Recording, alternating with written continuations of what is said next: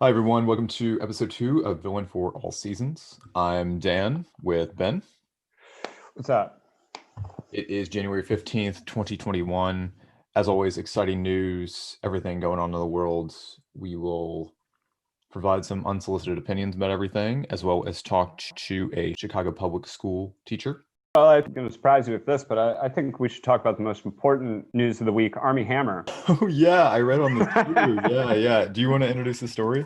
I just saw it yesterday. I did not read up on it at all, but yeah, apparently his estranged wife or ex-wife was corroborating or saying that she believed accusations against him from several women that he had sent some extremely disturbing text messages about wanting to partake in BDSM and bone breaking and possibly cannibalism. Yeah, I think there was a quote from the Instagram direct message that said, "I'm a cannibal, I want to eat you," or something like that. Well, at least he's 20, succinct. yeah, it's 2021, man. I mean, you'd think Yeah. if these are true, I don't know. Like, why would you ever say that? Like, no matter What's your or like, why would you say that as a celebrity? I don't, yeah. He doesn't strike me as a terribly funny man either. as in this wouldn't be a joke. No. I like him. I watched Call Me by Your Name for the first time a couple Yeah. nights ago. I thought he was good. He's got strong Patrick Bateman vibes, I will say. It's one of Yeah, those yeah. it's one of those stories where I'm fully willing to not investigate and just go, yeah, sure. That sounds real. Ugh. We I can no mean, longer enjoy the social network. he's great and sorry to bother you. Oh yeah, he's in Sorry to Bother You. He's great in that. Mhm. He's great in the social network. I'll admit, I Yeah, do. awesome. For as much as I dislike Aaron Sorkin, I do really like that film. He's more palatable in film version. Wait, why don't you like Aaron Sorkin? What don't I like Aaron Sorkin? Oh, Does that need to well, be full of podcast? there's people who have done. I would do a whole podcast on it, but there is a podcast dedicated to hating Aaron Sorkin. They go after The West Wing a lot, and the guys at Chapo have talked about him too. So I don't know if I could say anything that they haven't said better. But yeah, I hate Aaron Sorkin. I hated The Newsroom. I just hate his take on politics. This idea that like whether you're left or right, it's all about getting in the room and discussing the facts, and everybody wants the best for the country and support the troops and all this bullshit. Did you see the trial of the Chicago Seven? I've not, no.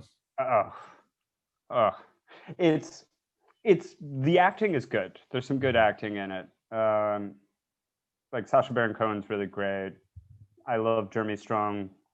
His part in that is kind of annoying, but yeah, just the perversion of what that story actually was, as told by Aaron Sorkin, is so. It's like you so fucking missed the point by a landslide. The end. It ends with them like epically reading off the names of the dead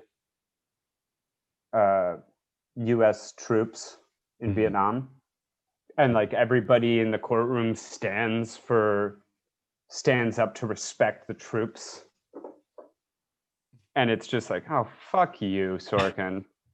Also ignoring the fact that they did do that in the real trial. Yeah. They did actually do that, but Sorkin left out some names, which was all of the dead Vietnamese Viet Cong soldiers. They said that in the trial, in the actual trial, they did the Yeah, wow. I think they got stopped. I don't think they didn't read off all of them, Yeah. like a million names, but but yeah, they when they were reading off names, they were reading off the war dead, but they were also reading off dead Viet Cong soldiers as well.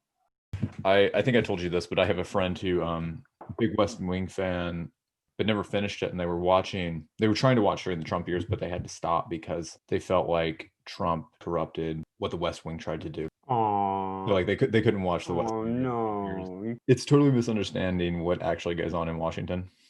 I mean, Trump has brought a particular new vat of slime and poured it over everything, clearly. Yeah, but that's implying that Washington ever was the West Wing.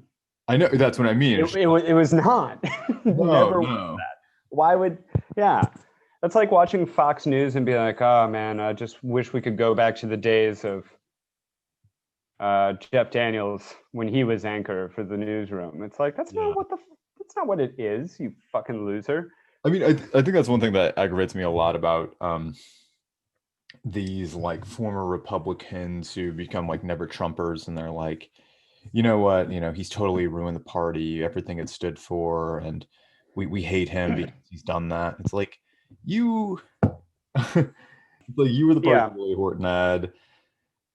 Yeah, this whole idea that it's like, and I guess in certain ways it's true of Trump being one of, he's not the only one. I think Biden does it too in his own way, but there's the thing of Trump saying the quiet part loud. Mm-hmm. And I Yeah. guess that's what people are referring to, but there's when people are like, this used to be decent, it's like, when are you talking about? What, like, when are you, what part of American history are you talking about where it used to be decent? It was never nice. These are never nice people. Yeah. Yeah. Trump just happens to be more gauche and, wears gaudy suits and it like talks like a cretin, but it's the same people for the most part. Definitely the same people. So let's just dive right in. Before we clicked record, Ben and I were just talking about Laura Poitras. She was one of the co-founders of The Intercept with Glenn Greenwald and Jeremy Scahill. News, I think it was about 2 months ago now, Glenn Greenwald left kind of in a tirade, and As he is wont to do. as he definitely want to do, over some what he saw editing missteps to his article on Hunter Biden, if everybody remembers that whole fun charade. And now Laura Poitras reportedly was fired as well. For Do we know why? Yeah, she published it on her she runs a phone company. I'm blanking on the name right now, but she was let go over criticizing handling of the Reality Winner case. Yeah, yeah. So Okay. what happened? I mean, what has happened to this website? I don't know, man. I'd like to do a deeper dive. Scahill is disturbingly quiet lately, but it's a sad day. I mean, I remember when The Intercept started, I was so excited about it because it was this like journalistic dream team. Mhm. All my favorites getting together, and then maybe we should have known better once Matt Taibbi got pushed out. Taibbi was But there. yeah, he was supposed to be. He was supposed to run some, or maybe not Intercept, but part of First Look. He was Yeah. supposed to run some sort of satire thing, and then he had those weird accusations of he had like accusations of like misogyny or some sort of stuff like dating back to his time when he was working as a reporter in Russia. He had done some sort of like satirical writing about what was going on in Russia back in the 90s, Yeah. and people had taken the writing as serious. Sacrosanct. Yeah. It was nonsense. It was like when you look at the stuff they were criticizing, it was very like, it was very Thompson-esque hyperbole and clearly ridiculous. But yeah, he got pushed out, I think. Don't quote me on that. Yeah. Yeah. What a shame. We definitely want to touch on this again in some future episodes, just to kind of go over the state of adversarial journalism, whatever that means Yeah. anymore. Yeah. Yeah. Long live Substack, I suppose. I guess we should get on to it then. The social media ban really Yeah. had some big news about that this week. Or how do you feel about it? What is your take on? I don't know. It's hard. It's hard. I'm of a few different minds about it. I would say, like in principle, I don't think it's a good thing. I would say I'm more in the Chris Hedges, Glenn Greenwald camp of it, of just a blanket, it's sort of like I guess I would compare it to like how I feel about the death penalty. Is I have to, gun to my head, no pun intended, I would have to say I'm against it, right? Mm-hmm. That doesn't mean there aren't people who would probably be better off if they were dead. So yeah, with that, I guess like across the board, I think it's a bad thing. It sets a really bad precedent for a lot of reasons, which we can get into. And then there's this side of it of like, I don't want to hear from Trump anymore. And it is this, I don't want to denigrate the seriousness of it.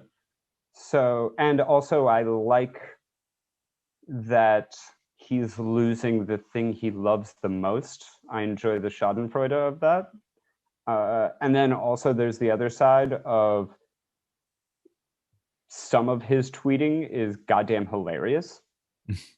Like if we could just keep like the Trump who starts fights with Bette Midler and talks about how Fashion Week isn't as glamorous anymore, I think we're really losing something. Like we're losing something really important of our culture there. And he brought the medium to new levels that we never thought that it could go to. The serious matter is, I think it's generally a bad thing. I think for a lot of reasons, it's, first of all, do we really want to give more censorship power to the government or these big tech firms? Mm-hmm. Is that really what it seems like? Short-term thinking to me. Mm-hmm. This is one problem that we're solving in a very, very extreme way, and the question you always have to ask yourself when you make these kind of decisions is like, well, what comes after this, and who's going to be affected after this? Obviously, it'd be better if the speech he gave hadn't happened. And I'm talking about the speech at the rally. Yeah. But it did happen, and I don't think it's, Mark Zuckerberg's, Jeff Bezos's, Jack Dorsey's.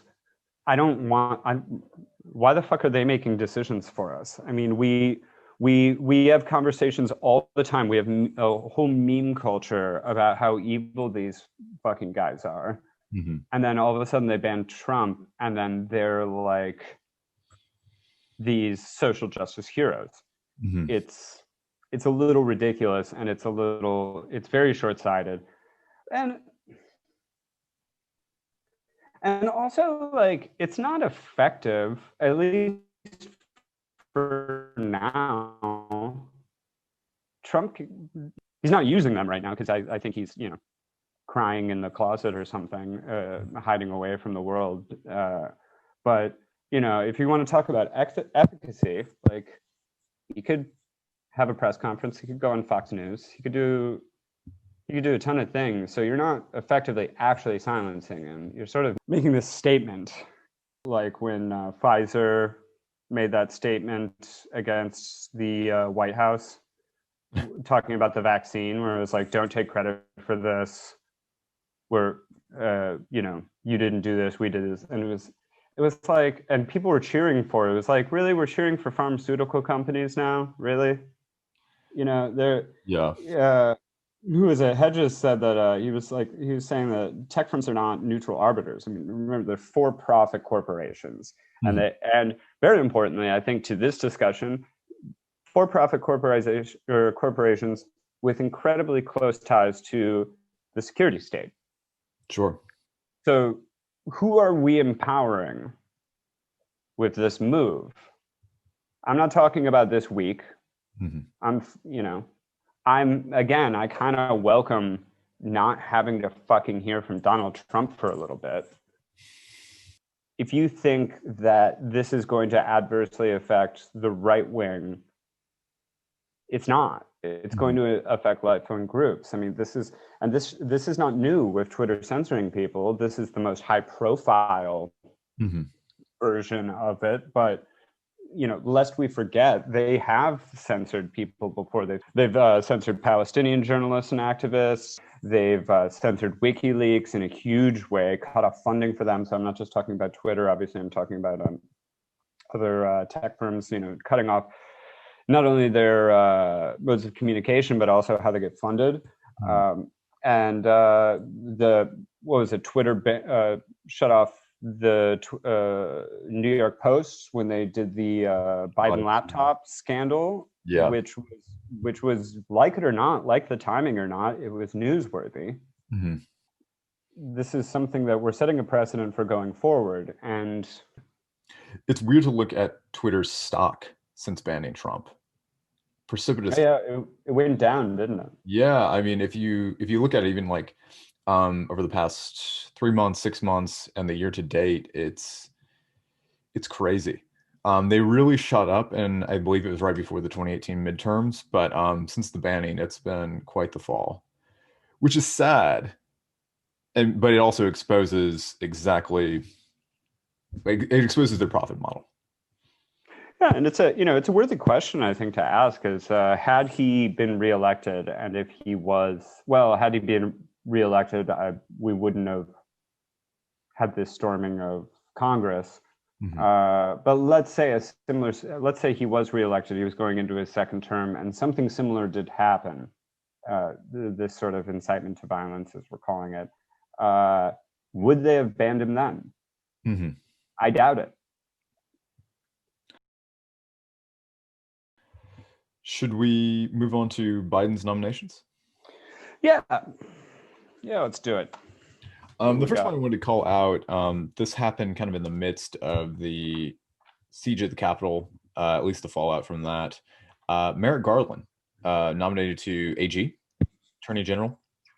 And for those who don't remember, Merrick Garland was an Obama Supreme Court nominee.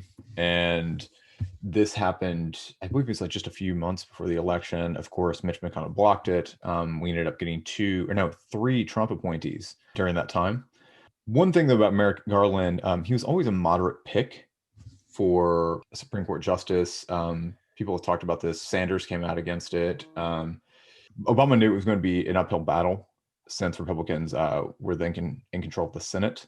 But I can see the play at that point. I don't see why Garland should be an AG nominee. Maybe I missed it. I did just want to highlight one thing before I get your opinion on this, Ben. In this article from 2016 about Garland, the title of the article is "In Criminal Rulings, Garland has usually sided with law enforcement." This is a New York Times article.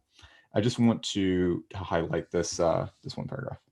Of 14 criminal cases identified by the New York Times in which Judge Garland voted differently from at least one fellow judge, he came down in favor of law enforcement 10 times.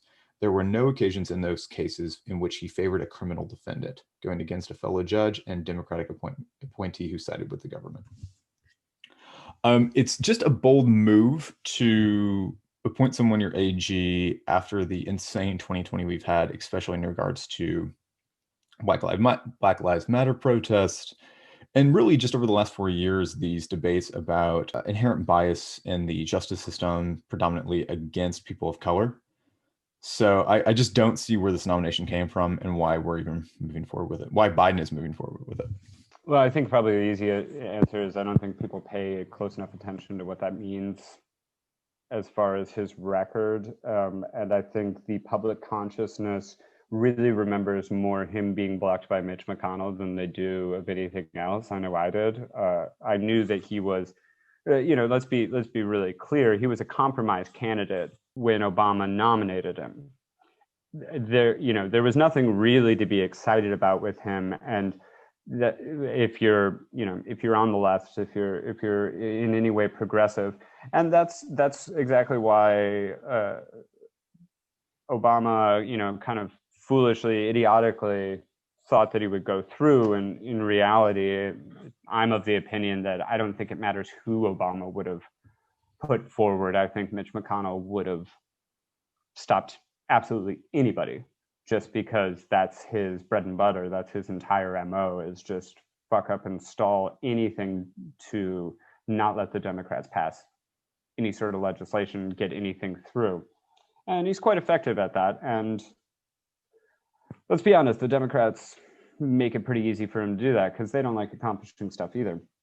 But yeah, as far as I don't really understand him as a pick for AG either, other than it seems to be them trying to, play the Trump game of doing a fuck you back of Garland's kind of inner consciousness as McConnell made a martyr of him by not allowing him in. So I think to the layperson, seeing him as AG nominated or as an AG nominee is like, oh yeah, we're getting that back.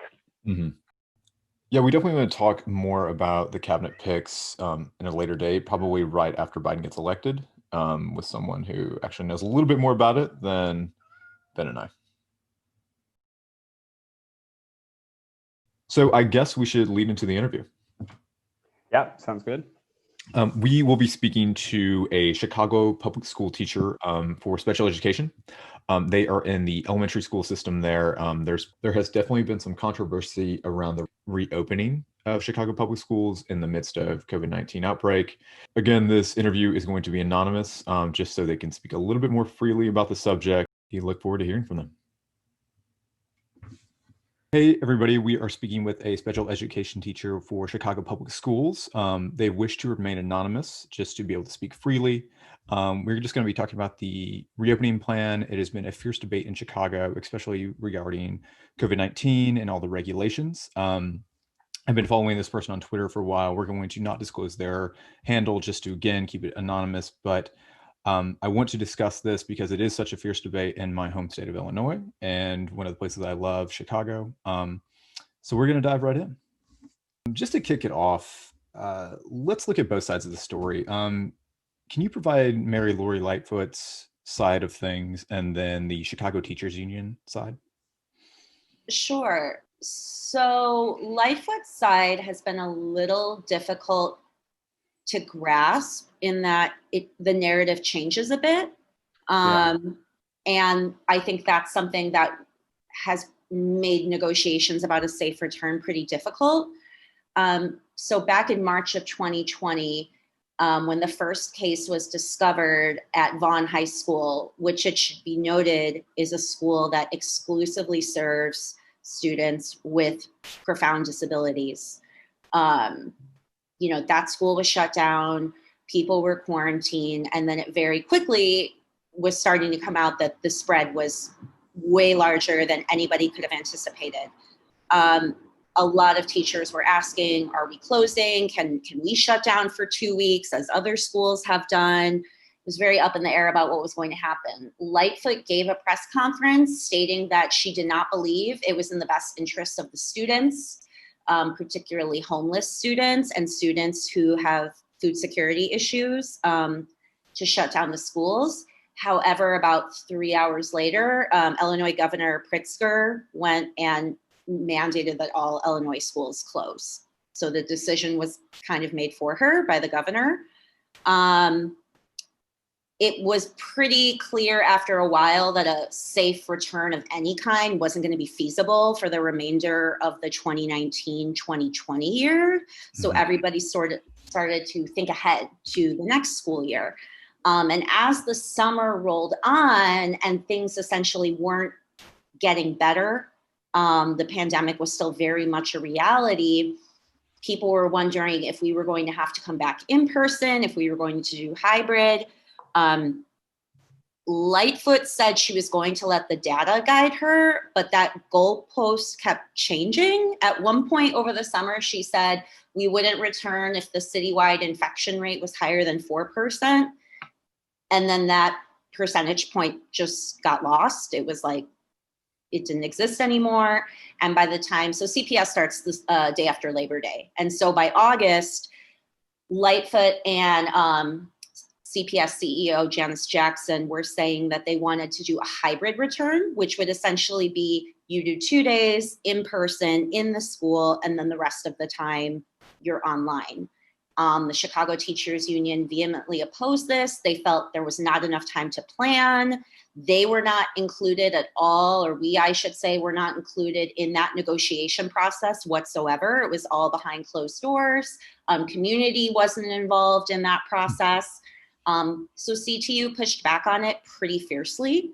And Lightfoot and Jackson decided that they would back off and essentially recommitted to doing full-time remote learning until November 6th. So then when it got closer to the November 6th date, that's when they were saying they were going to do the phase-in return. So phase-in return in CPS means different parts of the school's populations come back at different times. So they wanted to bring back what they claimed were the most vulnerable populations. So that would be pre-K, preschoolers, and then cluster, which is a program I've worked in. That program serves students with moderate to profound disabilities. These were the students that Lightfoot says virtual learning just can't work for. It's not successful for them. So they wanted to bring them back by November. And then I guess at some point start phasing the rest of us back in. Again, there was major pushback, especially as cases started to rise around November. That got shelved in the form of it. We got an email around like 7:30 on a Friday night, just quietly announcing that no, you wouldn't be these programs wouldn't be returning that Monday. Okay. Then around December, it kind of started in earnest where they announced that those two programs would be returning in January, and that elementary schools would be returning, all grades of elementary schools would be returning in early February, with no word yet on when high schools would be returning. So as of yesterday, cluster programming and pre-K programming opened for hybrid. CTU's position on this has pretty much remained steadfast. We need a seat at the table. This is us. We are the ones in the classroom, and these are our students. And because we are the ones on the ground, we have a vantage point that somebody who hasn't been in the classroom for a long time, or maybe has never been in the classroom, there's so many factors to consider. We have to be a part of the conversation. Our families have to be a part of the conversation. Our communities need to be a part of the conversation. Unfortunately, that hasn't been the case. We pretty much find out what CPS's plans are, and this includes principals, admin, a few hours to a day before they announce it to the press. So CTU's position is, we of course want to be back with our students. I mean, everybody wants to be back with their kids, but we want to do so in a way that is safe for everybody. And we don't want to take a short-sighted approach. So like I said, CTU wants to have an equal say in this reopening process. They want to do so in a way that honors the safety of their employees and their students. And they want to do it in a way that truly addresses the multitude of factors that go into this. Again, especially, I really can't highlight how many details can be overlooked when you aren't in a classroom and you aren't in specific schools with specific needs. That was a great explanation. Just to back it up just a little bit, can you explain what classes you teach and at what grade level? Sure. So currently I work in a pre-K through 8th grade school, and I teach a mixture of grades, not all at once. I'm what's called a push-in teacher or a co-teacher. So I go and teach with several different teachers throughout the day, several different grade levels, ranging from kindergarten to 8th grade. So I go into 5 different classes every day. Great. Can you explain the current state of COVID-19 in Chicago?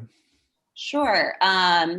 So just doing a little bit of research on our current infection rate. So overall in the city of Chicago today, which is January 12th, the city as a whole has an infection rate of 10.3%, meaning that everybody who gets tested, they're finding 10.3% of those are coming back positive.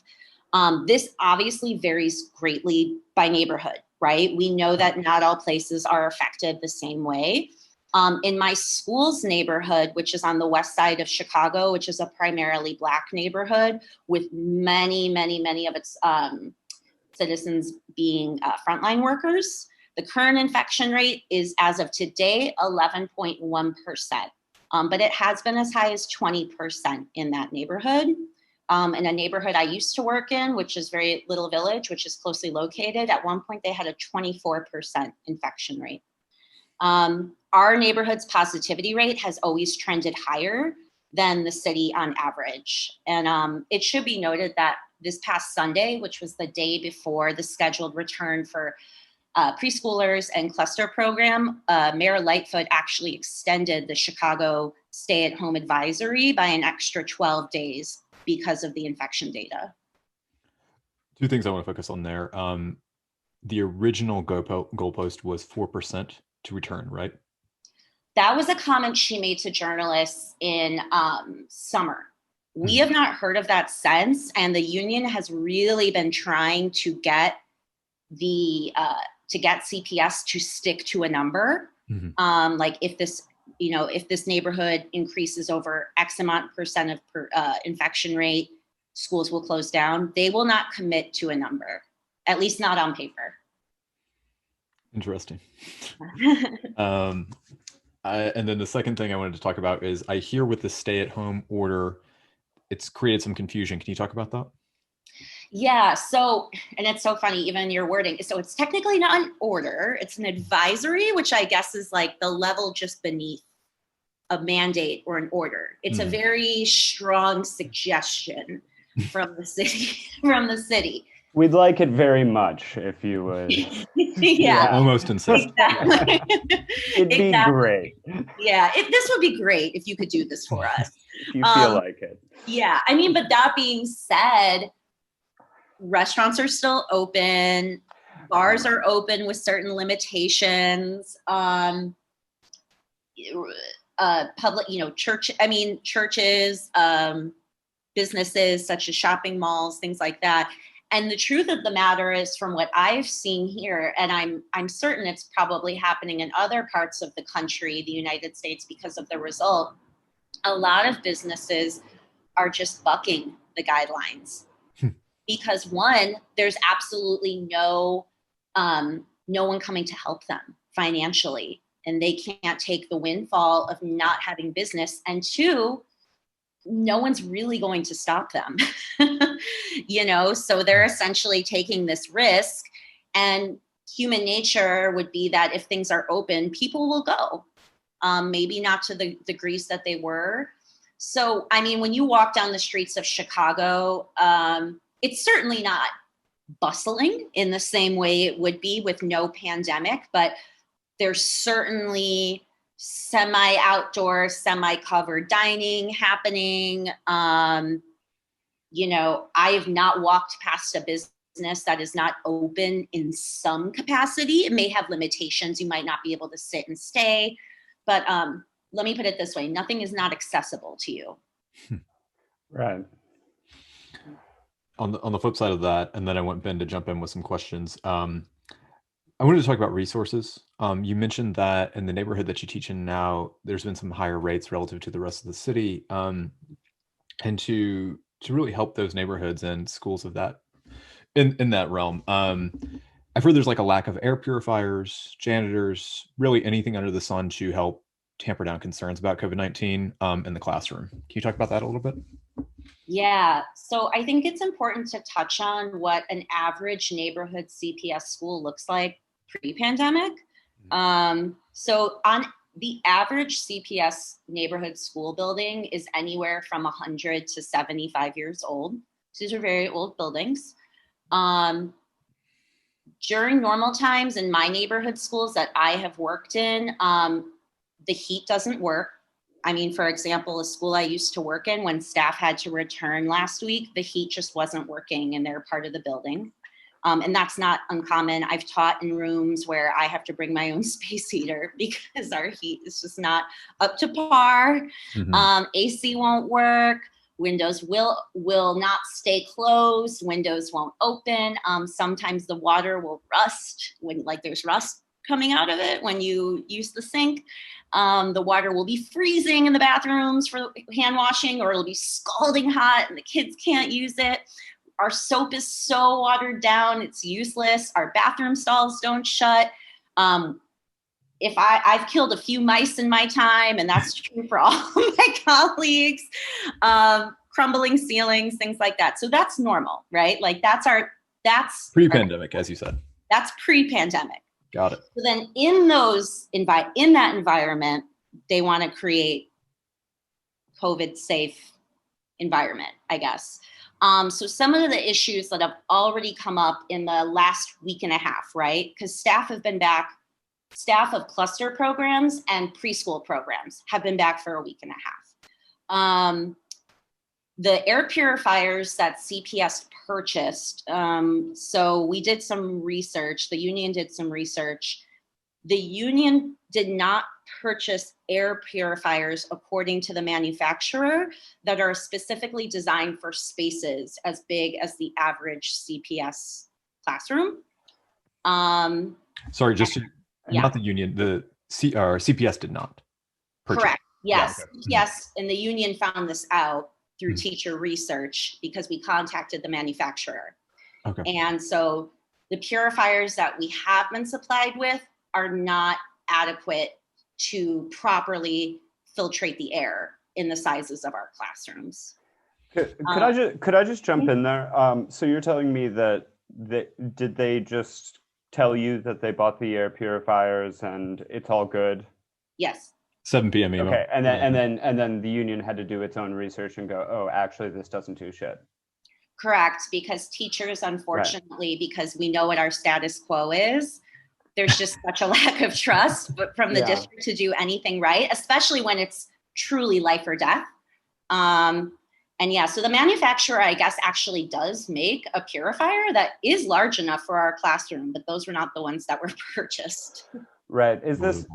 So it sounds like this is sort of obviously public schools across the nation are horribly underfunded. If there's one thing we've learned from the pandemic at large, it's just our social welfare is absolutely wanting to to be generous. I suppose I just want to note, that's kind of astounding to me. It's not astounding to me that they would cut corners, but is it a new thing that they would sort of pay lip service to?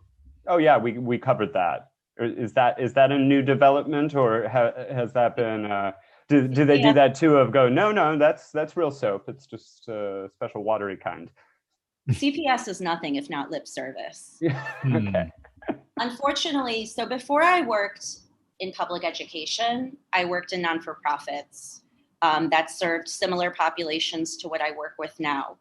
And non-for-profits and public education are very similar in certain ways, particularly when you are serving Black and Brown youth, disabled youth, youth in inner cities. And this might sound like a quite cynical take, but I don't know how else to say it. There's not always a huge care for how things actually operate as long as the optics look okay.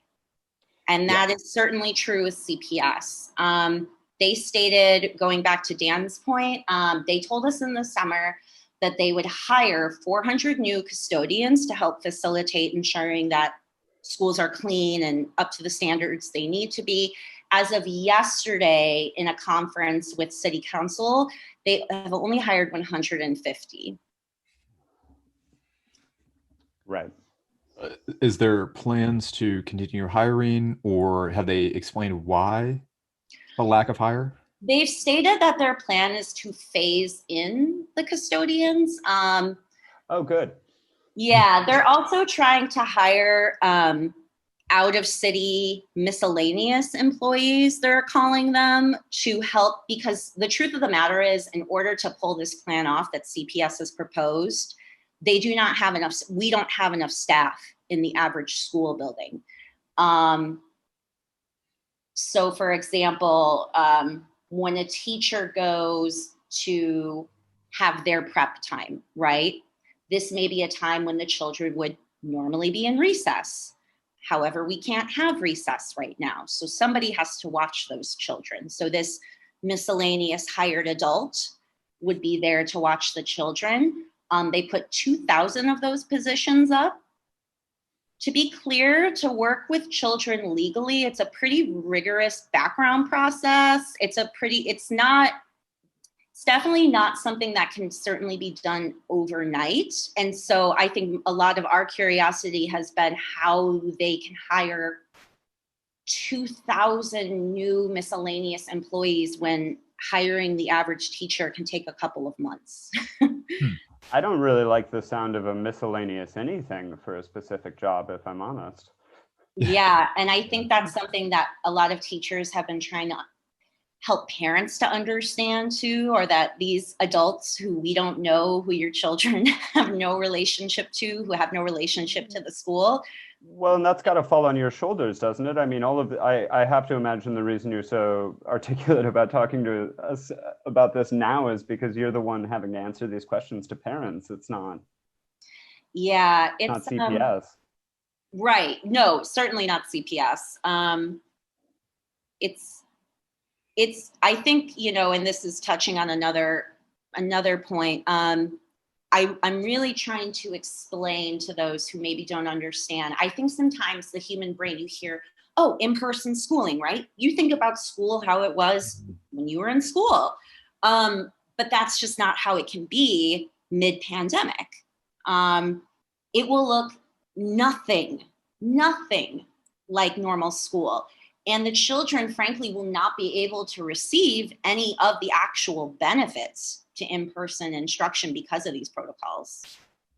That's something I wanted to talk about. Can you discuss what it is like teaching a virtual class? And then what I've heard the proposed solution is teachers will have to teach simultaneously with this new in-classroom teaching. So you would not only be teaching to students who are actually in the classroom, physically in the classroom, but also virtually at the same time.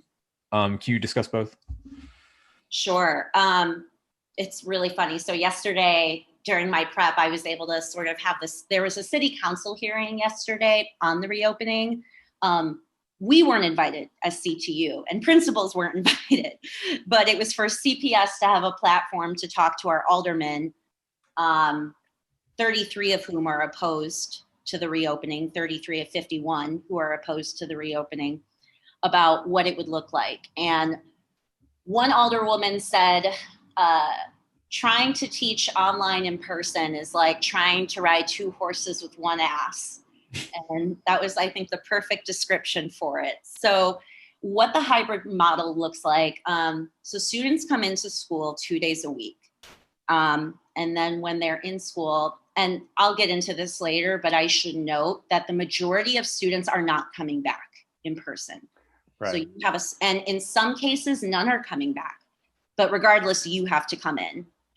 And so what it looks like is I will have students in their desks, right? 6 feet apart, masked, all that good stuff, in front of their computers.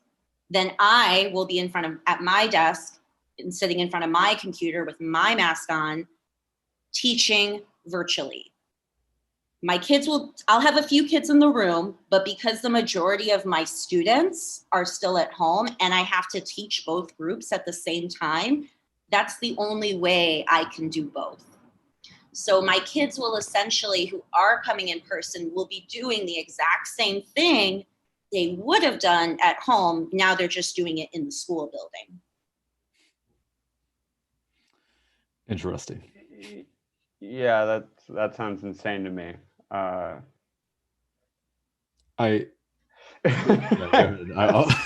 you do the follow-up on that. No, I mean, I was saying, I'm doing a degree at the moment, so I've been on both sides of it. I've been a student learning digitally, and then I've also taught digitally, and both suck. I would say I don't think there's any good argument for it being better than in person. I think we can all agree on that you can't substitute being in the room with somebody, especially with younger people, which I imagine can be even more difficult for a litany of reasons. But I have been in classrooms where there are the majority of the students are in the room, and there are a few students who are maybe quarantining or something who are who are, Zooming in or whatever. And there's no way they're getting anything out of it, but digital teaching sucks, I would say. And digital learning sucks. But it's absolutely better than nothing. And it seems like to me, what you're describing is finding a way somehow to get the worst of both worlds. Yeah, that's essentially it. And the union has also been, so just to talk a little bit about numbers and who is coming back, and how that works. So in a parent survey, they surveyed about 4,000 parents. Of those families, 67% of white families said they would like the option to return to in-person instruction. 33% of Black families said they would like that option, and 31% of Latinx families said they would like that option. It's roughly 6 out of 10 students that will not be returning to in-person instruction, with the majority of those students being students of color. In my student body population, we are 97% Black. Less than 30% of our student body population has opted to return to in-person instruction. It also should be noted that parents were told when they had to decide, right? Am I going to send my child, for the hybrid model, or am I going to keep them full remote? If you opt for the hybrid model, you can at any time decide this is unsafe, or I don't like this isn't working, so I'm just going to pull them and they can do full remote. So you have that option at any time.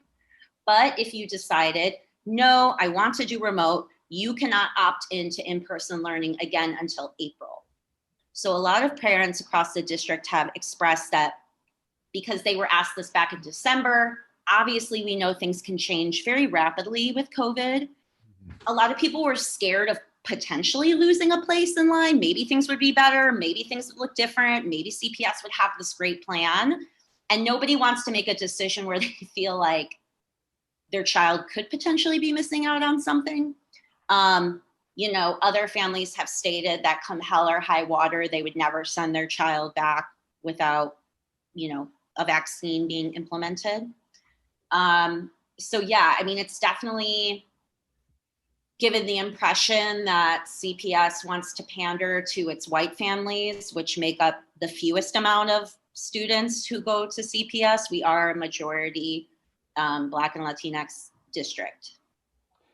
That was something I wanted to ask you about. Correct me if I'm wrong, but in my reading of this, one of the big reasons that Lori Lightfoot gave for wanting to get back to in-person teaching was specifically for the benefit of Black and Latinx children. Mm-hmm. And surprise, surprise, they're the families who are the least willing or the least interested in doing that. So I wonder what your thoughts are on that. And I wonder if, to me, it sounds reading that for that and for quite a lot of other reasons by Lori Lightfoot's career history, I find a lot of what she does to be a bit disingenuous. Yeah. When I hear that, I have to laugh, like when I hear that word equity. Like I truly have to laugh, because we have an alderwoman, Janine Taylor from the South Side in Chicago, who's just brilliant. She's very opposed to this plan. And she has this saying when she talks about working with the city, don't give me crumbs and tell me it's cake. And that's definitely like the modus operandi in Chicago. And, when I was reflecting on, Dan had sent me some questions ahead of time. And when I was reflecting on, virtual teaching and how has it been? And a lot of my colleagues talked about, well, last spring when I could make my own schedule, right? When I had the flexibility and the autonomy to create a schedule designed to fit my students' needs, it worked really well. I, however, couldn't speak to that because I didn't get to teach remotely last spring, because the program I was working for at the time at a school, which our CEO, Janice Jackson, was principal of, we did not have enough computers ever to send our kids to have for our students in general, right? Our kids would have to rotate computers. And so we thereby did not have enough computers to send them home with when this happened. These are students with moderate to profound disabilities who, like most areas of life, get the short end of the stick. So we had to assemble take-home packets for kids. So I just find it a little hard to believe that in the very school where Jackson helped make her career, there's not even enough computers for those most vulnerable of students, right? Those Black and brown students with moderate to severe disabilities don't have the most basic resources they need during the regular school year. Forget a pandemic. It's very reactionary, and it's just the equity is such a go-to word, I think, in a lot of spaces, particularly in the educational space, that, like we were talking about earlier, the optics look good of it, right? Yeah. And Lori Lightfoot seems to be very good at optics when you look at her career, she's never really been a friend to the public school system or Black and Latinx youth, as far as I can see from it. I was wondering if you had any thoughts on that. One thing I was looking at, I remember when the mayoral elections were going on, and there was so much ire around Rahm Emanuel, and just the wave of shit that he left behind him. And one of the big things that came from was in 2012 when he closed down some 50 schools in lower income neighborhoods. And I found that a fact I didn't know was that Lightfoot suggested using 38 of those 50 schools to be repurposed into police training centers. Yes, she did. So it's and this is a woman who worked as a federal prosecutor, worked as a corporate lawyer, worked as the former Chicago Police Board president. Lest we forget, every public office she's had was appointed by Mayor Daley or Mayor Emanuel.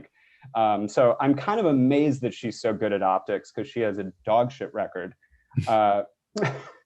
And yeah, I guess I don't even know if there's a question there. I just wonder what you think about that. And then also, and the other thing I wanted to ask you about was the that I don't know much about was the grab and go lunch program, which I believe she disbanded at the beginning of the pandemic. So so Lightfoot is a cop, right? That was like the saying that was being touted when she was running for mayor. Lori Lightfoot is a cop. Lori Lightfoot is a cop. Yes, she might be our first Black, female, queer mayor, but she's a cop, unless you forget where that power comes from. And there is definitely a sentiment among many members of the Chicago Teachers Union that she has it out for us because we did not support her in her mayor run. We supported Preckwinkle, and CTU's support has a lot of weight behind it. Right. That, compounded with other factors, has really felt like she has it out for us, and she uses cop tactics. Her tactics are very heavy-handed.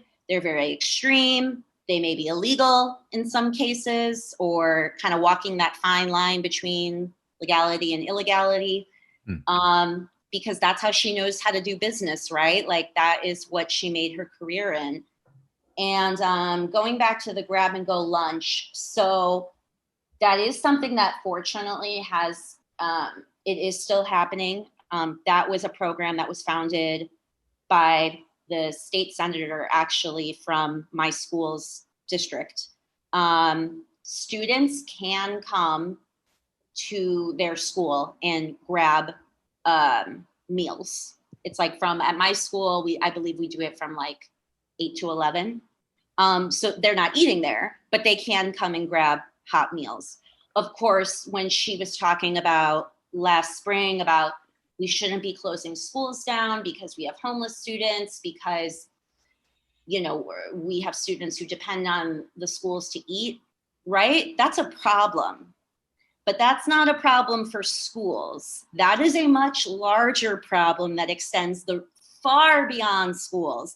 And it demonstrates, I think, just so clearly how schools have been used to just sort of be a Band-Aid onto this gusher of, societal and systematic issues. I think that brings up something that I wanted to talk about. Is this difference between like North and South Side schools, just, rich schools, more rich schools, I should say, in quotes, versus like more impoverished schools? And can you talk about some of the resources that they have, such as testing versus what seems to be available in the lower income schools? It was the New Trier High School is doing the saliva testing, right? Yeah.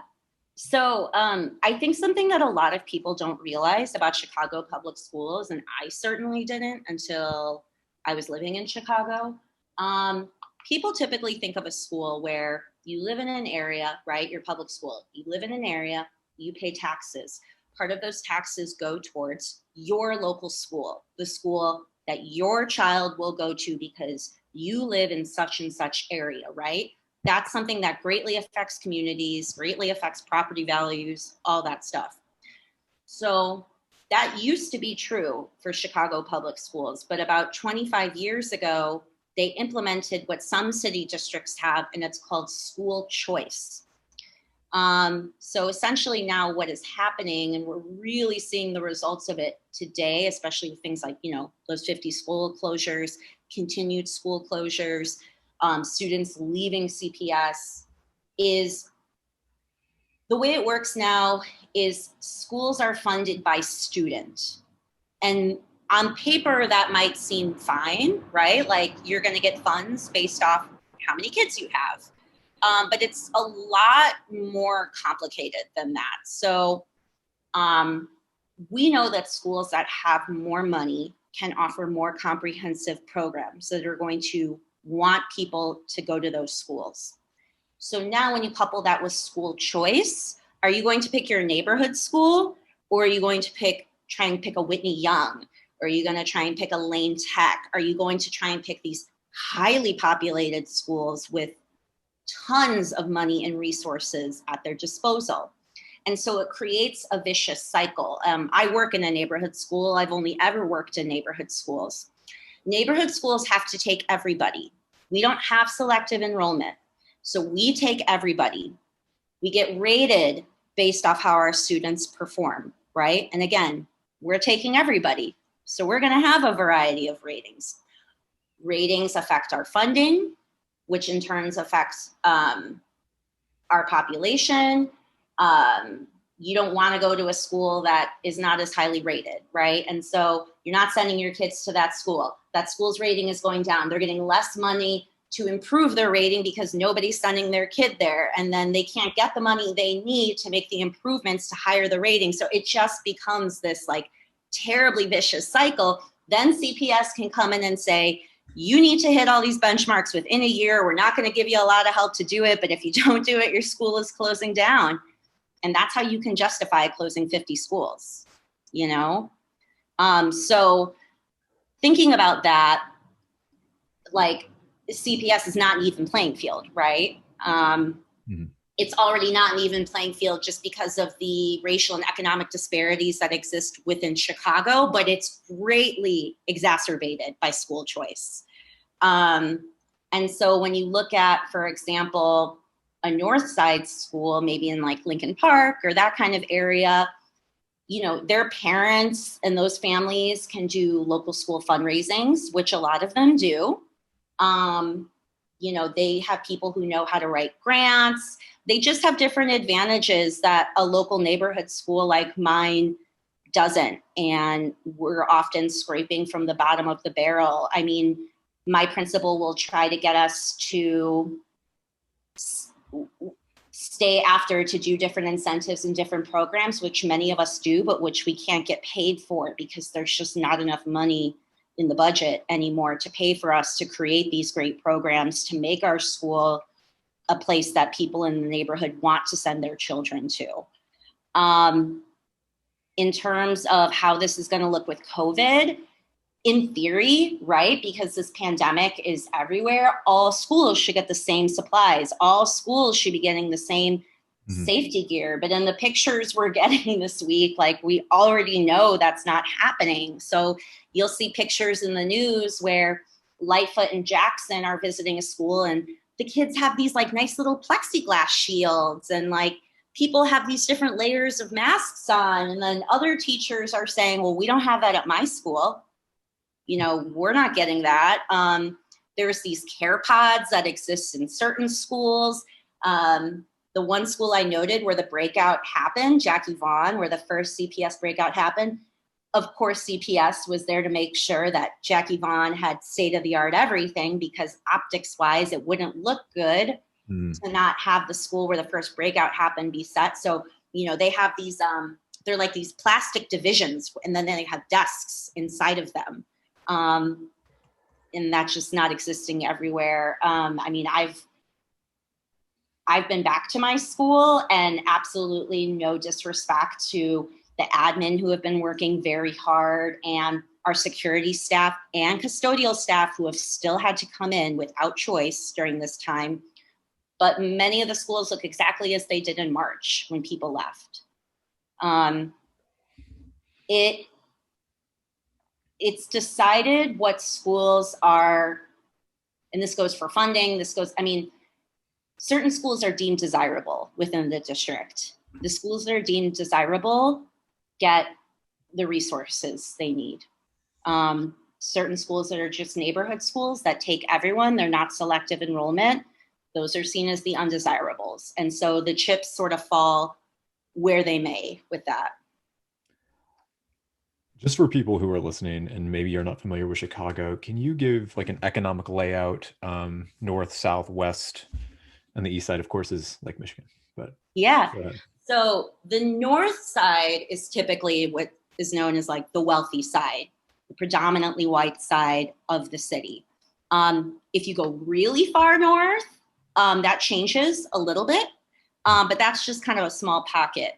To the north, to the short northwest, you have working class families. To the further northwest, you have cops and firemen and their families who live as far out, almost away from the city as they possibly can. Those schools tend to be better funded. Those neighborhoods tend to be better funded. I have always worked on the west side. Part of the west side has become gentrified. I frankly live in a pretty gentrified area. The schools are changing here as a reflection of that, and as a reflection of who is being sent to those schools. However, the part of the west side I work in is far from gentrified and has been pretty badly beaten down by the city in the last 50 years, and my school has around a 99% poverty rate. That is also true for the southwest side. The south side, I think many people who are not from Chicago but have heard of Chicago's south side, typically speaking, Chicago's south side, with exceptions of a few little pockets, but typically speaking, the south side is an area that's been pretty drenched in poverty for the last few decades. And then to the southeast side, same story, the closer you get to Indiana. This is obviously not a mistake. It's just about where the city has chosen to invest in and then also de-invest in. Because it's important to note that the neighborhood I work in looked a lot different 50 years ago. It did. But there's been a systematic de-investment from that neighborhood in the city. And this will be my last question, and Ben, feel free to jump in. Classes did reopen with the hybrid model this week. Can you talk about your experience? So I have not had to return yet with the hybrid model because of the type of teacher I am. I am scheduled for a return January 25th. I do have some friends who have returned. I have friends in the preschool programs. And then like I said, I also have friends in the cluster programs. The majority of their students are not there. They are, still opting for 100% at-home learning. People are scared. They don't trust the PPE that's being given to them by the district. It's certainly not enough if you're following safety protocol standards about discarding the PPE at the end of the day. Cloth masks are better. They're certainly better than nothing. but we know they're not the most effective form of protection. We are not getting things like N95s or K95s. We are being provided cloth masks. We think we get like 3. They got 3 in the pack. I don't know when we get new packs. We have our own, teachers got their own cleaning supplies.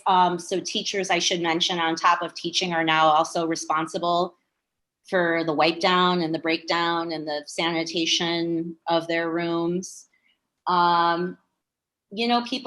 People are really scared. In the city, there's definitely been a resistance. So last week, teachers who teach in the pre-K and cluster program had to return. Around 40 to 45% did not. They did not return. They either continued to teach virtually at home. Some even created demonstrations and taught in the cold in the 30-degree Chicago winter weather outside their school, still teaching virtually, but to demonstrate that they don't feel safe and they don't feel comfortable going back into school. Since school started yesterday, some of those demonstrations continued.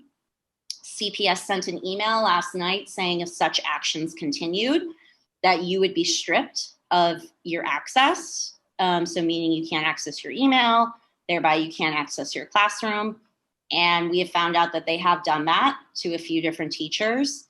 And they also can't find subs either for these classes. So now kids are just without class, right? They will not be paid either, right? No, and the union's contesting that, saying that's actually not legal for them to do, but they have told us they will not pay us. Jackson has gone so far as to say if we continue to do this, she will take the necessary disciplinary actions, obviously with the undertone of that being you can be fired in a district where there's a shortage of around 400 teachers already. But this is already having really scary and really real effects. I'm sure Dan saw this, but today I found out that a very dear coworker of mine, who's just an absolutely wonderful teacher, and the first resource teacher my school has been able to get in a long time, that's special education, had to put in her resignation because she has a child who has medical conditions and she's just seen too many people. She put in for accommodations, but we have had other coworkers who have children with health issues who were denied those accommodations. CPS is pretty broadly denying accommodations unless you yourself are immune compromised. It doesn't matter if you live with somebody who is. So instead of risking that, she just decided to resign. And it's horrible. These are the effects of the decision the district is making. Like, these are the ripple effects of when you push people against a wall and you don't offer them a seat at the table about what's going on in their own lives. People are forced to make these decisions that inevitably take away from children, right? Take away from her students. And I know it was not an easy decision for her to make, and it makes me angry that she even had to make it. We also found out that there is a school on the north side where they've had an outbreak, and now members of that school staff have to quarantine. The teacher reported it to CPS on Friday that she had tested positive for COVID. CPS did not notify those that she had been in contact with at the school until Sunday, and did not notify families until Monday after children were already back in the school. Jesus. And we're 1 day in, we're 1 day into this partial return, a fraction of our 7,000, because there's around 80,000 in CPS. 7,000 were slated to be available for in-person return. Obviously, because like around average 30% are returning, that's where we're at with just like a tiny, tiny fraction of things 1 day in. So, we'll see what happens. I know that the union is certainly exploring all their options. Like I said, CPS is known to pull out at the last minute, right? Like, I wouldn't be surprised if we find out elementary schools don't have to return in the form of a quiet Saturday night, Friday night email. My hope is that that is what happens. That is my hope. In Illinois, teachers are group 1B to get the vaccine. Our governor is very hopeful that he can start getting that out on a large scale basis by the end of February. So a lot of people in the union feel it's very possible for us to be able to go back this school year with vaccinated teachers. And that if that is something we concentrate our efforts on, we could certainly be back in the classroom sooner rather than later. But the scary thing about dealing with CPS, and particularly Lori Lightfoot and her style of doing things, is they just seem to dig their heels in, even when those that they claim to respect and value, like their aldermen, are saying, please don't do this. This is not the right decision. So we'll see what happens. Ben, did you have any further questions? Yeah, you already kind of answered one, but just a two-part question would be, what in your mind in the short and the long term would be the best way to move forward for CPS? And two, what could people listening who are in Chicago, who are not part of the teachers union, is there any way that people can support this fight for equity, as Lightfoot says? Absolutely. So my short-term hope would be that CPS offers the union a real spot at the table, and not just coming to them last minute and saying, well, this is what we're doing, this is what we're doing, this is what we're doing, and not negotiating in good faith, that we actually can collaborate. I mean, I could get into it, but we'd be here all night. But as you guys have kind of touched on, Chicago Teachers Union and CPS have a very contentious relationship. And I would love for something like this to be able to be the stepping stone to where we actually feel our district has our back and can work in our best interest and the best interest of our students. So really having a real seat at the negotiating table, saying, you know what, teachers and students, we're not going to put your life in jeopardy. Let's throw the full force of our abilities and organizing behind getting you vaccinated, then getting kids into school in a way where they can actually reap the benefits, right, of in-person instruction in a safe and healthy way. So that would be the short term, that would be the short term. In terms of what people can do to help, if you go to Chicago Teachers Union website, I believe it's ctulocal1.org. But if you Google it, it's going to be the first thing to pop up. There's different petitions that if you are not a CTU member, you can sign that will go to your local politicians. I believe your alderman, as well as your local state congressperson and state senator. I could be incorrect about that.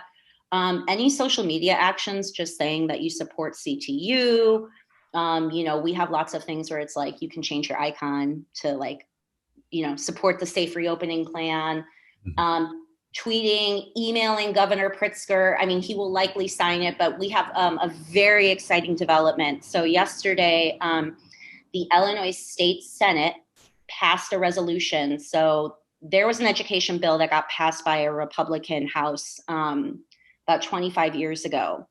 And there was a provision 5.4 that stated that only the Chicago Teachers Union, no other teachers union in the state, only Chicago Teachers Union could not bargain over issues such as pay, benefits, class sizes, working conditions, which are pretty bread and butter issues for unions. Yeah. And I think so.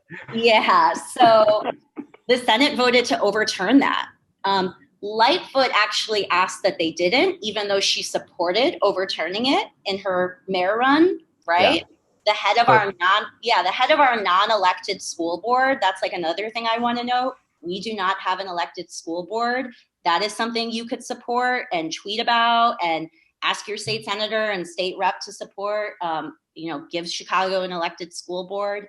Our non-elected school board, when they were in office, as state senators, for example, the head of our school board wanted to overturn it, but now that he's on the school board for CPS, said it would, just cause a whole slew of problems. So anyway, this bill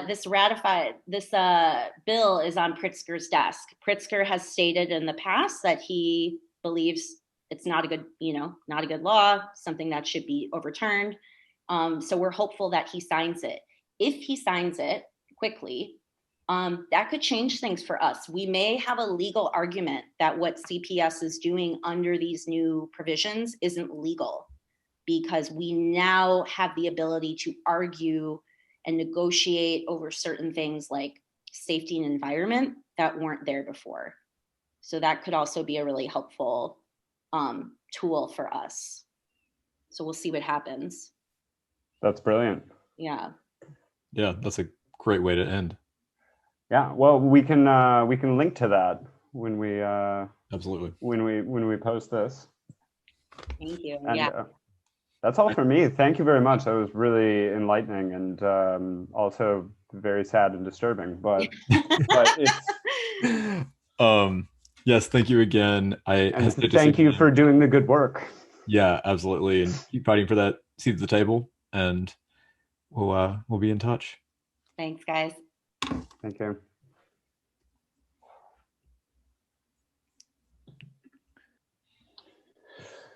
All right, that was a fantastic interview. We will link to the websites mentioned for supporting the Chicago Teachers Union. Our interviewee just wanted us to touch on a few topics that we weren't able to get to in the interview, but there has been some talk about how the private schools and Catholic schools in Chicago did open early, and a lot of the reopening to private schools and particularly Catholic schools of the Archdiocese as a model for how to move forward. The Archdiocese is saying that, and this can be found online if you want to do a little deeper dive for yourselves. Basically, in a nutshell, the Archdiocese has been saying that everything's going fine. They've only had a couple cases. They're doing all the proper precautionary measures, this, that, and the other thing, right? And CPS is saying that they're a good model for that. I think from the reading that I've done, one important thing to mention is that the Archdiocese does not track cases. So I would take any kind of claim they make with a grain of salt. A lot of private and Catholic school teachers who have been interviewed anonymously have described it as a struggle and extremely stressful. So all of these claims from the Archdiocese should be taken with a grain of salt. And one thing our interviewee wanted us to emphasize is that teachers of the Archdiocese do not have a union. So they do not have bargaining power, and they effectively do not have a choice. We just wanted to mention that. We forgot to get to it in the interview, but it is a very important point of fact to remember when we look to these organizations that have pressed forward. They are not pressing forward because their teachers necessarily like or want to do it. It is more so because the teachers and workers do not have the power to say no to it. Glad we got to get that in some way. Our interviewee also wanted to mention one other thing about the CPS and special education. In 2016, it was found that Chicago Public Schools violated the Individuals with Disabilities Education Act by delaying and subsequently denying service to special education students. This is more of an aside to the interview itself, but our interviewee did want us to get that in.